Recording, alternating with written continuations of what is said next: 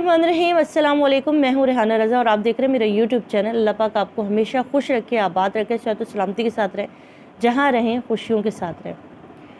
कल एक press conference की गई जिसका मुद्दा था जी नूरा बीबी का ड्रामा, और जिसके अंदर हमारी 3rd क्लास यूट्यूबर का जो था वो उछलना, और जी रेशमी सुंडी का खामोशी से पटर पटर देखते रहना। ये सारा वो ड्रामा था जो कल इन्होंने प्रेस कॉन्फ्रेंस के नाम पर क्रिएट किया।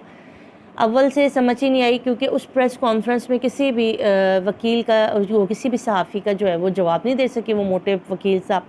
अच्छा, ऐसा होता है कि जब आप मेरी भी आप जाके कोई वीडियो देख लो जिसके अंदर हम किसी से अगर कोई सवाल पूछते हैं तो वो बंदा हमें जवाब देता है। यहाँ क्या था, उस नूरा बीबी जो कि ताज़ा बेवा हैं 12 साला, उनके साथ साथ घूम रहे, उनको बोलने नहीं दे रहे। किसी ने कहा कि आपको लगता है कि उनका कहना था कि दुआ ज़हरा की जान को ख़तरा है, उनकी ख़ुद की जान को ख़तरा है, तो वो जो है वो यहाँ सिंध में नहीं आ सकती हैं, तो पूरी अदालत जो है ना वो वहाँ लगाई जाए, क्योंकि वो सिर्फ़ बच्ची अगवा करने आती हैं, वो सिर्फ़ बच्चियों को उठाने के लिए तो वो आ जाती हैं सिंध और कराची, मगर वो नहीं आ सकती हैं जी अदालत को फ़ेस करने के लिए। ठीक है, ये एक नई चीज़ आई है, भाई आप बच्चे उठाने आ रहे हैं मगर आप कार्रवाई के लिए नहीं आ सकते, ये उन्होंने साफ साफ बोल दिया।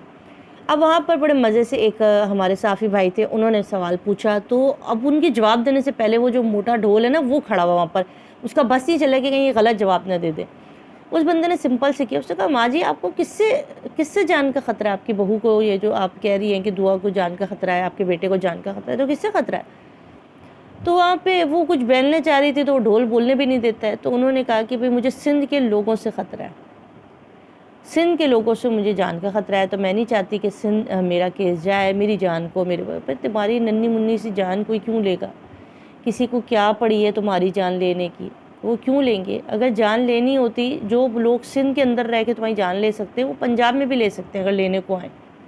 सही है, जो हाथ आपको लगता है इतने ख़तरनाक है जो सिंध में आपको मार सकते हैं, तो वो पंजाब आके भी मार सकते हैं। आपको पता है यहाँ पर तो पैसा दिया जाता है तो क्या क्या हो जाता है।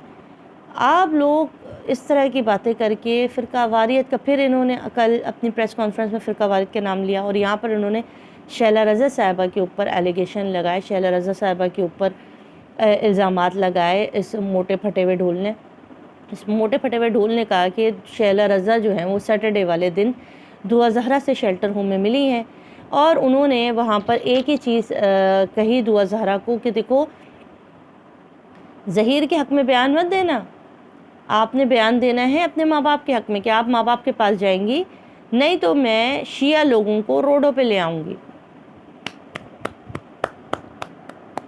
ये ताली मैं इसलिए बजा रही हूँ, अरे उस बच्ची को क्या, आप रोड पे निकलो, आप धरने दो, आप मजमा लगाओ, एहतजाज करो। उस 14 साल की, उस 15 साल की बच्ची को क्या पता कि रोडों पे अगर लोग आ गए तो वो क्या करेगी? मुझे कोई कहे कि भाई आप हमारा जो है ये दे दो, नहीं तो हम रोडों पे लोग ले आएंगे, तो मैं क्या करूँगी? मैं कोई कानून साज हूँ, मैं वज़ीर आज़म हूँ, मैं वज़ीर आला हूँ, मैं इस पाकिस्तान की क्या लगती हूँ कि अगर पाकिस्तान के रोडों पर लोग निकल आएंगे मेरे लिए तो मैं क्यों परेशान होंगी? मेरा क्या जाता है? तो आप ज़रा इनके झूठ का पलंदड़ा आप यहीं से अंदाज़ा लगाएं कि शैला रज़ा उस दुआ से कह रही, उस 14 साल 15 साल बच्ची से कह रही कि बेटा आप जो है वो हक़ में बयान दे दो माँ बाप के, नहीं तो हम शिया लोगों को रोडों पे ले आएंगे।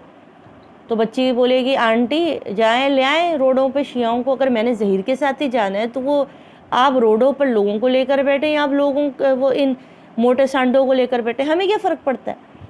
तो इनके पास ढंग के इल्ज़ाम भी नहीं है लगाने के लिए, इनके पास तो कोई अथेंटिक बात भी नहीं है कहने के लिए। ये उस फटे हुए ढोल के जिसको सिवाय जो है वो लाइव सेशन में बैठ के गप्पे लगाने के और कुछ नहीं आता।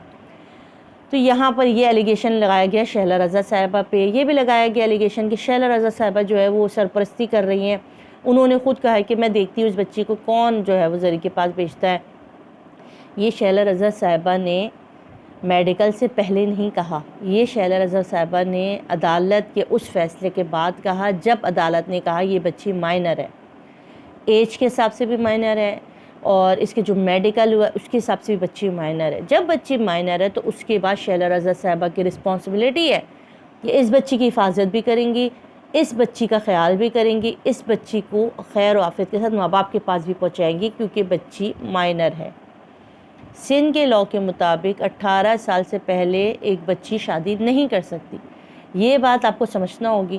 یہاں پر میں آپ کو بہت کلیئر میں بہت آسان الفاظ میں سمجھا رہی، کیونکہ ہماری جو خواتین ہیں وہ بڑی پریشان ہو جاتی موٹے موٹے الفاظ بولو تو۔ شیلا رضا صاحبہ کے اوپر جو الزام لگایا گیا، شیلا رضا صاحبہ کو کہا گیا، تو شیلا رضا صاحبہ اس کیس کے اندر شروع میں آئی تھی، پھر اس کے بعد انہوں نے خاموشی اختیار کی تھی، کیونکہ بچی جو ہے وہ میڈیکل کے اکارڈنگ، جو جھوٹی میڈیکل بنی تھی اس کے اکارڈنگ بچی کی ایج آ گئی تھی، بچی چلے گئی تھی۔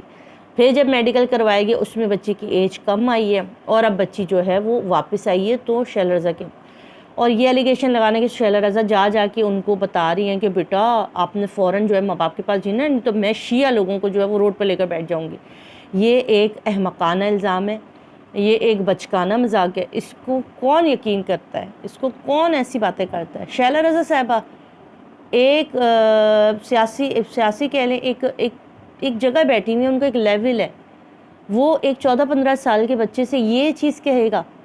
یہ تو وہ والی مثال ہے کہ میں اپنے چھوٹے بیٹے سے یا میں اپنی بیٹی سے جو 11 سال ہے اس کو بیٹھ کے بتانے لگ جاؤں بیٹا کوڈ ایسا ہوتا ہے، مجسٹریٹ ایسا ہوتا ہے، بیٹا یہ عدالت ایسی، تو میری بچی تو آنکھ اٹھا کے مجھے دیکھتی رہے گی کہ میں کیا بول رہی ہوں۔ بچوں سے بچوں کی ذہنیت کی بات کی جاتی ہے، یہ شیلا رضا کو اچھی طرح پتہ، اور مجھے نہیں پتہ ان کی کوئی ملاقات ہوئی، یہ بھی الزام لگائے جا رہے ہیں۔ بہت سارے الزام میں جن کی طرف سے ان کے الزامات کی جو پوٹری ہے نا وہ جو ہے وہ ختم نہیں ہو رہی، کیونکہ ظہیر نے اعتراف جرم کر لیا۔ اب ظہیر کے اعتراف کے بعد یہ کیس جو ہے اب ان کے ہاتھ سے نکل چکا ہے، ختم ہو چکا ہے، اور اب اس کیس میں کچھ بچا نہیں۔ اب صرف ایک چیز ہے، وہ ہے دعا زہرا کے کہنا، اور اس پر بھی دعا زہرا ظہیر کے ساتھ تو کبھی نہیں جا سکتی، یا مجھ سے لکھ کے لے لو۔ آپ لوگ جو پریشان ہو رہے ہوتے وہ اس لیے کیونکہ دعا زہرا یا تو ماں باپ کے پاس جائے گی یا وہ شیلٹر ہوم میں رہے گی، تھرڈ آپشن ظہیر تو ہے ہی نہیں، کیونکہ بچی ہے مائنر، بچی کا نکاح تو ہوا ہی نہیں۔ نکاح اس لیے ختم ہو گیا کیونکہ جو مولوی صاحب تھے وہ تو بیٹھے ہوئے ہیں جیل کے اندر، ٹھیک ہے، گواہ جو ہے وہ بیٹھا ہوا ہے جیل کے اندر۔